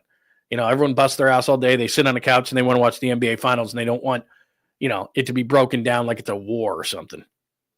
Like, let's relax. Speaking of, Screaming A is taking over and we're just in his world. I've told you a million times, I don't get it. I don't watch it. I don't listen to it. I do respect him for getting the type of money he's getting for basically having his opinion bought and paid for every single day and putting on an act. But you know what? He's a great actor. And I got to give him a ton of credit for the way that he has elevated his career. I've told you this a million times. 20 years ago, I was working, or more, I was working for the Blazers radio network, and if they were playing Philadelphia, you could call Screaming A on the phone with a phone number that he picked up and say, hey, man, the Sixers are in town. Can I do 5 minutes with you? And he'd go, yeah, no problem. And he wasn't screaming and yelling or anything like that. I mean, he was energetic, but he wasn't like he is now. And he's just turned into this totally different person, and he gets paid a ton of money to do it. So respect, absolute respect. Doesn't mean you have to watch it. It doesn't mean my ears don't bleed when I hear it. It doesn't mean that I don't scratch my head and go, how in the hell? But it is. He's been very successful, and you got to give him credit for that. But SiriusXM putting this out today. Stephen A. Smith brings his signature style and unmatched commentary to SiriusXM with 2 new shows on sports and news entertainment. Multi-year deal makes Sirius Smith's exclusive audio home. He's doing like 98 different things, which makes it so that here's the problem with him too. And if they're going to put him on NFL coverage, what they've talked about, he's spread so thin that he knows nothing about nothing anymore. And what he's doing is, and I've worked with guys like this in the past, they yell louder than you and in a more convincing fashion than you and use bigger words and all that kind of stuff. So people, because we have a sheep society, we have a sheep society. And so if you speak louder and with more authority, then people believe what you're saying. Not going to mention anything about politics, but it's more about bluster than actual bluster and belief, I say, bluster and belief than it is about actually the content. It's all about how it's presented. And so for Screaming A. Smith, that's the way he presents it. Now, he's not even informed when it comes to sports, and now he's going to do news entertainment, which tells me it's not going to be news entertainment. It's going to turn into politics, and he's going to be our president. I'm just telling you. I'm not excited about him. I'm just telling you. He's taking over the world. All right, what do we got? 10:32. Half hour until Damon Bruce and I get together and chop it up. Make sure that you're either on my channel or his, John Lund Unleashed and Damon Bruce Show. We'll do that at 11 o'clock. So can I do 2 more things for you? I got a great caboose pistol for you today. Do not go anywhere. All right, before I go on to the sweet, clean, family-friendly caboose pistol, 2 things that I want to take care of before we go any further, and then we'll do a caboose, and we're going to swing back to the Giants really quickly because I want to make sure that I hit the Giants. But I want to tell you about my good friend, Dr. Jeffrey Riopel. You see that pair of legs right there next to the Bay Area Sports Collective on your screen? So you got the Bay Area Sports Collective logo. You got a pair of legs there. You got my QR code. You got Ken Eldridge Save the Giants offense. Well, somebody's been DFA'd today, which I'll tell you about in a minute if you just got here. But real quick, I want to tell you about those legs. That's right. Click that QR code right there if you're in the Bay Area, and especially if you're in the East Bay. But I'm telling you, it's worth the drive. My wife, she's going tomorrow, actually. I didn't know this, but she's going tomorrow to Dr. Jeffrey Riopel, our favorite place. And she's had the stem cell done on her shoulder and elbow. She doesn't have to ice anymore. She feels great. Every time we go on a vacation or out, like this last weekend, we were in Arizona for business. And she was like, I can walk around. We were walking around shopping and stuff outside. It's like, Dr. Riopel, it's because of the stem cell. And she's done it in the foot, the elbow, the shoulder. She's never felt better. I'm not lying. She's never felt better. She's not having to ice at all. Not just a little, at all. That freezer that's in our garage that we put all these contraptions and ice packs and everything on, she doesn't even use them anymore. And so she's going back for more. He is absolutely a wizard. He's one of the first in California to do stem cell. So if you've got pain, no matter where it is, just click on that QR code right there, and he's going to help you out. And if you tell him I sent you over, it's even better. He'll take care of you. That is Dr. Jeffrey Riopel. If you can't click on that QR code, it's Riopel, RIOPELLE, Dr. Jeffrey Riopel. So look it up, your favorite search engine, Google it. And he does all sorts of other things, not just those kind of procedures. I do low T with him. So low testosterone, if you've ever experienced it, you're cranky, you're gaining weight, your metabolism slowing down, all those things that deal with getting older. Isn't that fun? I've been doing low T for years, but I was having to get shots every single week, and that's tiring and tedious. And so what he does is you do a blood test. He's like, okay, you need that much more. We're not going Barry Bonds out of the world here. I don't need to be 22 years old.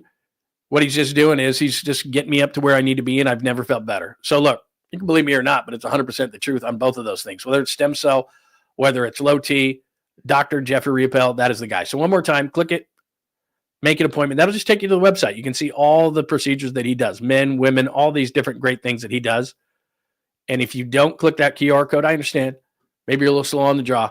All you got to do is check it out. Dr. Jeffrey Riopel in San Ramon. RIOPELLE. All sorts of great procedures. And please tell him that I sent you over so that he knows that you came over from the show, and he'll make sure that he takes care of you. All right, it is time for your sweet, clean, family-friendly caboose pistol. Then we'll double back on the Giants before I've got to jump and talk to Damon, which I'm looking forward to, talking to Damon Bruce today at 11 o'clock. And we'll broadcast it on both channels. So you don't have to do I got to go somewhere?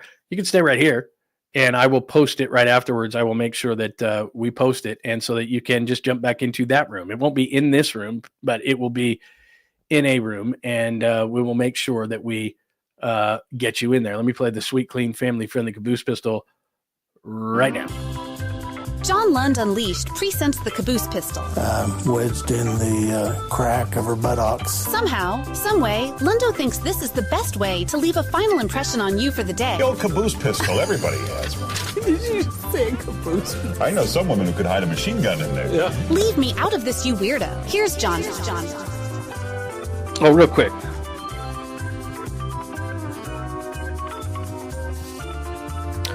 Here's Brandon's scouting report on Dom Smith. I'm going to hold it because we're going to get into Montway Jr. to end the show. We usually caboose it, but I just got a text back.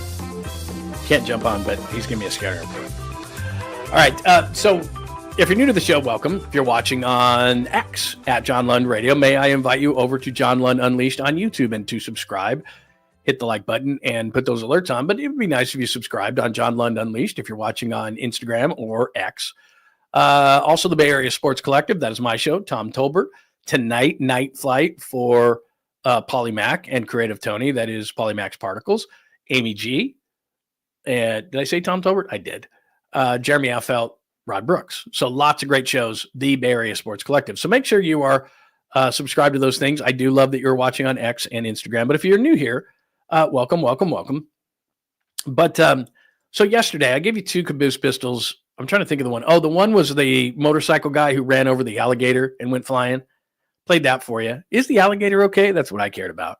So we played that video for you yesterday. And what I try to do is if I find a great story for the caboose pistol, which is what we end the show with, what I try to do is I try to find that news story. Well, yesterday I could not find the news story, and it was kind of a local story.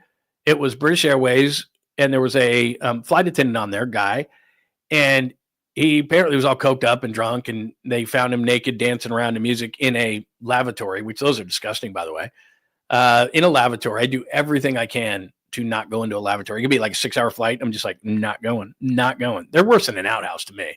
They got tons of germs. But anyway, that's besides the point. So anyway, they catch this guy. He's messed up. They strap him basically down to a seat. He passes out. There's like 4 hours left in the 12-hour flight, and he has to sit there for like 4 hours sobering up. So anyway, finally, like a day later, Bay Area news stations caught up to it. Here's Fox 2 in the Bay Area with the story that I told you about yesterday.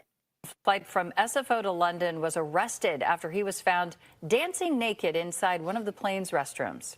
This took place on a British Airways flight last week. Police reports say the flight attendant vanished during in-flight meal service.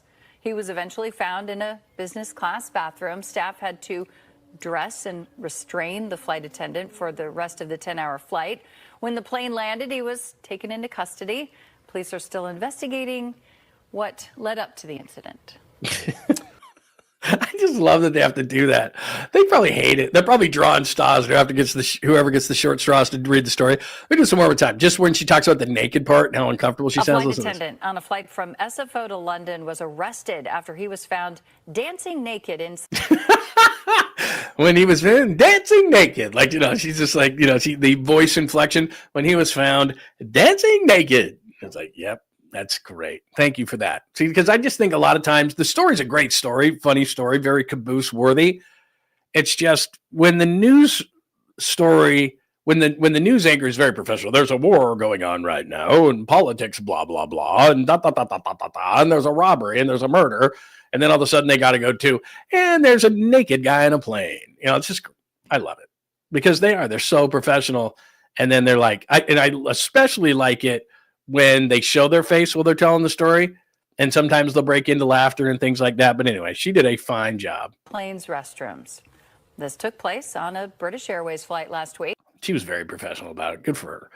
So very nice job, and that is your sweet, clean, family-friendly caboose pistol. All right, I'm going to jump on with Damon Bruce. I'm going to just do this a couple more minutes. And again, if you just joined the show, thank you so much.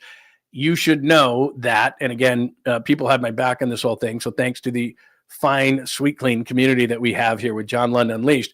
Lamont Wade Jr. has been DFA'd. Sam Huff, we hardly knew ye, has been DFA'd. Christian Koss has been optioned, I guess is what they say. We know Bryce Eldridge is going to be in AAA. Dominic Smith is the big story. Well, I can't guess it is. 2013 first-round pick for the Mets. They thought he was going to be their next great first baseman. He has been in, let me just reset this. He's been in the league 8 years, a WAR of 0.8 in that time, 693 games, 64 home runs, a 717 OPS. His best season, and this is why I texted Kevin Franzen during the show, was with Washington in 2023. 12 home runs, 46 RBIs with a 692 OPS and a 254 batting average. Not great. But what the Giants are telling us here is the price is too high. The price is wrong, bitch. The price is too high at this particular time on June 4th to trade for a first baseman with impact. They all want, we want Birdsong. We want Harrison. We want, 𝐬𝐻𝐫𝐞. And he's going, no, we're not doing that. So they're going to try to, this is what they're going to do. They're going to try to buy a month with Dominic Smith at first base. If he does nothing, which his career suggests that's exactly what he's going to do, then Bryce Eldridge is going to be the first baseman of the Giants by July 1st. Maybe sooner if he shows impact, because teams move players up, prospects up all the time, and the Giants have pulled the fire alarm. Whoop, whoop, whoop. Like Wade is out, Eldridge is up. They're bringing a guy from nowhere to see, who was in the minor leagues, I think with the Yankees, right? He was in the minor leagues and had an opt out on June 1st, and he took it. The Giants are taking a chance here. The guy hasn't shown a hell of a lot after being a first-round pick in 2013. He's bounced from the Mets to Washington to Boston to Cincinnati, and now the minor league system with the Yankees. That's it. And so they're going to try to do that. Mike Yastrzemski's struggling. Could they move something there from an outfield perspective? Not right now. If I was the Giants, what I'd do is I'd put Ramos in right, I'd put Matos in left, and tell Luis Matos, you're playing. I guess you're playing. We need to find out if you're a 4A player, if you're a tradable player, if you're an everyday player, what the hell are you? Because we don't know. And he's been jerked around so much that every time he strikes out, he's probably walking back to the dugout going, is that it? Am I going? Am I going to AAA? Am I going back to the bench? Like, he's never had any rhythm as a Giants player. And I don't know if he's a 4A player. I don't know if he's a good player like Giants fans seem to think he is. But I need to know. Because any of the players that they're bringing over because Lamont is gone and because Sam Huff is gone, those are flyers. Those are blindfold dart throws. That's exactly what those are. So anyway, texted Kevin Franzen, who was in the TV booth in 2023 when Dominic Smith was with Washington. He'll give you good at-bats, quality fielder, not tons of impact on the ball. So whatever that means. That's what he said. That's Dominic Smith. So look, I'm not expecting much from what they did. I think they're rearranging deck chairs on the offensive Titanic is what they're doing, but they're trying to buy a month for Bryce Eldridge to get comfortable in Sacramento so that he can move on south down and play for the Giants in a month or maybe 2 weeks. If Dominic Smith is Lamont Wade Jr. too, it might be a week or two. I mean, that's just what it is. And they're going to keep churning. This is churn. They haven't churned like Farhan did, but what they're going to do is they're going to say, okay, we've reached our limit. We're a third plus past. We're losing games. We're losing games because of our offense. Landon Roop was good enough last night. I know DOVAL blew it, but we only got the 2-run homer last night, and this is getting ridiculous. We've got to get in desperation mode. And so what they do, and I told you this, there's a pecking order to doing everything. Within the organization, bring a minor leaguer that doesn't cost you anything, that at one point was a first-round pick, churn through everything, and when that is gone, then break glass, which is Bryce Eldridge. If that doesn't work, and that's July 1st, then you got a couple of more weeks, and then it's like, okay, and by that time you might be out of the wild card chase, but okay, now we're getting close to the deadline. Now I don't have to give up Hayden Birdsong, right? That's what it is. Is okay, we're within a couple of weeks. Right now, it is a seller's market. Seller's market. You know anything about real estate? Seller's market. The closer we get to the 31st, it starts to get even or go to the other side. And what the Giants want is at least even, which is at some point in July, even early July. So there you go. All right, that is the show for a Wednesday edition. Thank you for stopping by. We appreciate it. It's John Lund Unleashed on YouTube. Please make sure that not only do you subscribe to the channel, but you have those alerts on, because we'll put out 3-4 pieces of stuff today. And I'll be on with Damon Bruce in about 15 minutes. We'll discuss a lot of these topics. I'm sure we'll discuss Lamont Wade Jr. and Dominic Smith and all these kind of things. So we'll do that in 15 minutes. So we'll give you a 15-minute break. Go do what you got to do. Hurry up and do a little work so your work thinks you're working. Grab some coffee, some water, some whiskey, whatever it is that does it for you. I'm not judging. And then we'll see you with Damon at 11 o'clock. Please make sure you subscribe, because then you can, because not only will I be in Damon's room, but then I'll post it up here as well, so you can jump into my room, and you can do it either way you want, either in my room or Damon's. And please make sure you subscribe, get those alerts on so you know when we go live with Damon. And what else do we have? Bay Area Sports Collective. And thanks to all for watching today. You were the people, my community, who gave me the Lamont Wade Jr. news. I thought you were kidding, but you were not kidding. Nice job by everybody today. So hopefully we had a great day today. The chalkboard, like I said, the only thing we didn't get to today was BA, but I think BA weirdness on that chalkboard, but I think Damon and I are going to talk about that. So that'll do it for a Wednesday. Talked in about 15 minutes, and that's it. That's it. Thank you so much for joining us on a Wednesday edition of John Lund Unleashed. Remember, for all things Unleashed, just go to johnlundunleashed.com. Please make sure you subscribe. Hit the like button before you get out of here today, and keep those alerts on. We'll see you in about 15 minutes. Have a great rest of your Wednesday. Thanks for hanging out with John Lund Unleashed. We'll try to be better next time, though I wouldn't hold my breath. Please like and subscribe on the John Lund Unleashed Pod YouTube channel. Watch live shows weekdays at 8 a.m. on YouTube, Instagram, and X. And make sure to have your alerts on for shows throughout the day or night. All things Lund can be found at johnlundunleashed.com. johnlundunleashed.com. Goodbye!